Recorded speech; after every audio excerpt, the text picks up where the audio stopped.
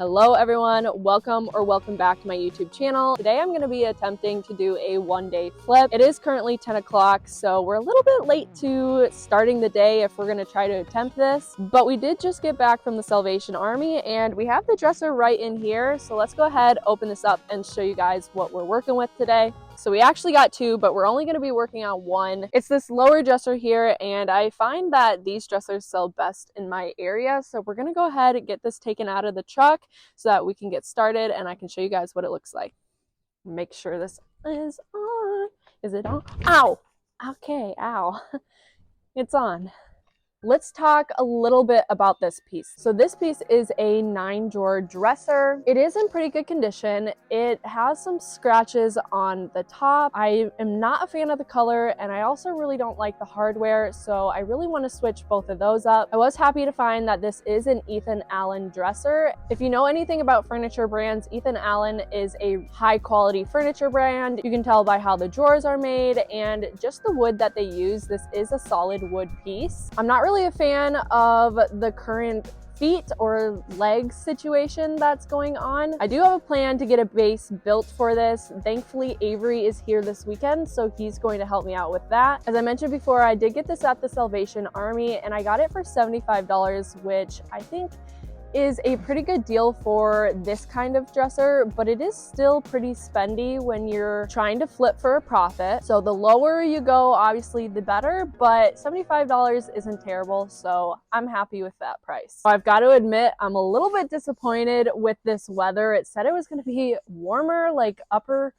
30s, close to 40, and for Minnesota right now, that is pretty good weather, but this wind is just making it ridiculously cold. It's okay though, because we're still gonna do this one-day flip. I'm gonna bear the cold and we're gonna make it happen. I don't know if you guys have noticed, but I did go ahead and get a mic set, so I'm hoping that you guys are hearing me much better than in my previous videos. I know one thing that really lacked was the audio, so I'm hoping that it's a little bit better now. Like with every flip, the first thing that you want to do is get this hardware off so that we have a bare surface to work with when it comes to cleaning.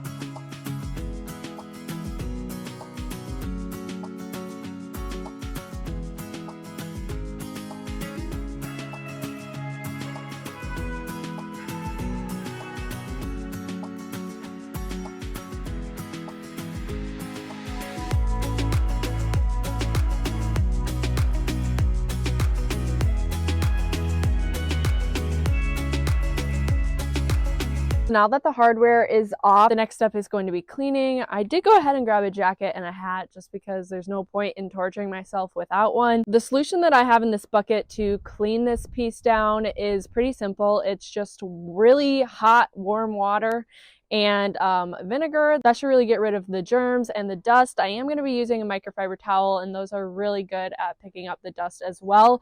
But otherwise, this piece is pretty clean, so I'm not too worried about it. But I just want to make sure to go ahead and do that just so that I'm confident that it's ready for paint and everything else that's going to be going on it. I'm really not going to be too worried about these feet though, because we are going to be taking them off eventually. I want to make sure that you're getting the insides as well. I'm not going to go too in depth with all of the inside stuff because after sanding, this piece is going to need it again anyways. So before it ever goes to its new home, it's going to get another big clean down just because I like to make sure that it's perfect for whoever it is that is coming to take it home.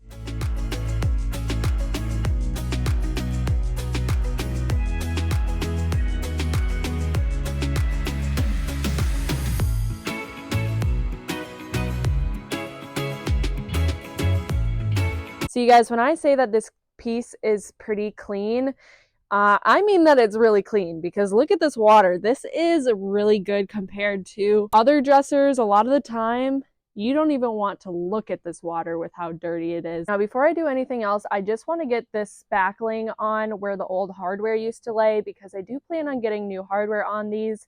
And this can take a couple hours to dry. I like this more than I like wood filler, but when it does come to any staining, I would not recommend this because it'll show right through. I would get a stainable wood filler. I want to make sure to do this now though, because it does take a few hours for this to dry, and because I'm trying to flip this dresser in one day, a couple hours can really take up a lot of time, so I'm going to do this now.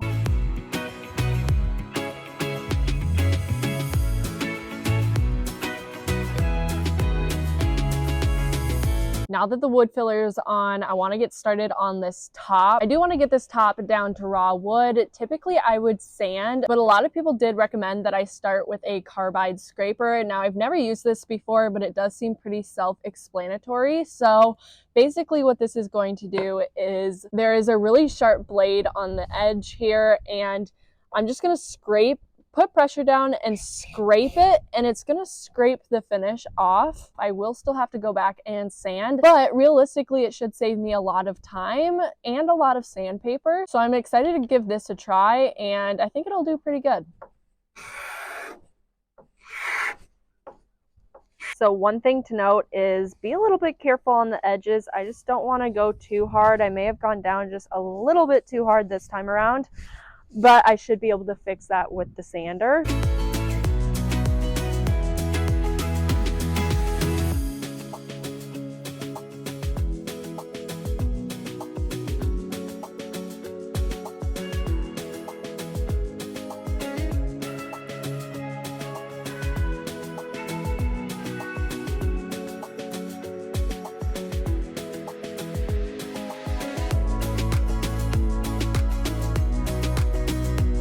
Hey Avery, can I use your muscle for 3 minutes? Maybe help me do like just right here. So which way are you going with it? This is very weird. Yeah, I know. Trust the process though, because once I sand it down, I'll do whatever the hell I want to do. It'll look good. It looks a little scary right now, but you're going this way, just pulling it. Yeah, but don't go. I mean, you can go hard, but don't go like right. And I found that it's easier if you start up here and you go.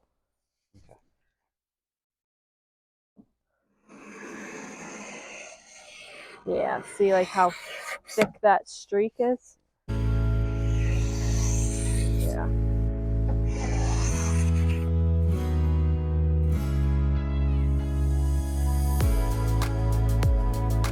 All right, so now that it looks like this, it's pretty scraped. I probably could do a little bit more, but I'm tired and I just kind of want to do the sander and then kind of see how it goes from there. Typically I use my square palm sander, but I'm gonna pull out my circular sander because I think this will go a lot faster, and I finally have sandpaper for it. We're gonna start with an 80 grit just to really grind up the rest of this old finish, and then to smooth out the surface I'm also going to do a 120 and 220.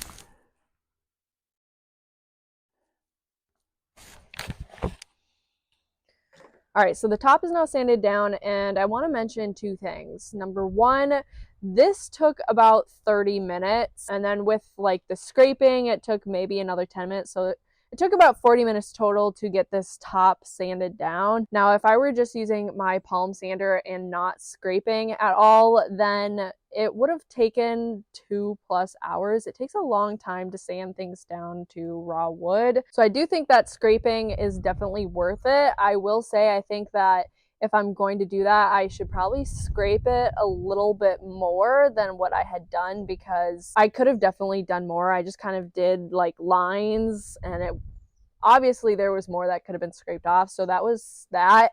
And then second, because that was the first time using the scraper, there is going to be that learning curve, and I definitely did scrape a little bit too hard in just a few spots, and I think I can probably go back and sand it down a little bit more to even it out just a little bit. But that's kind of a note to self, and if you are going to be trying a carbide scraper, then I would just say to take it easy a little bit, because you definitely can go a little bit too deep. And as I mentioned before, I am also going to be going back with a 120 and then a 220.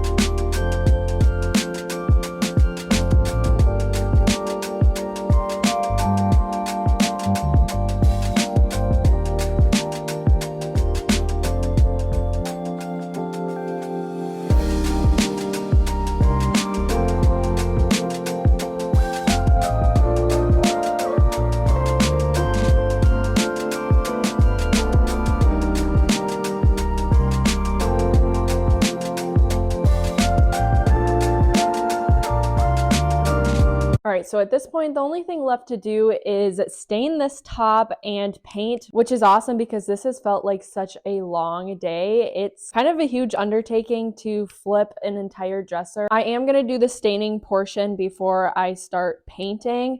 I am using this Varathane Premium Gel Stain in the color Dark Walnut. Now I am only going to be staining this very top here. I'm not even going to be staining this little lip. That's going to be paint.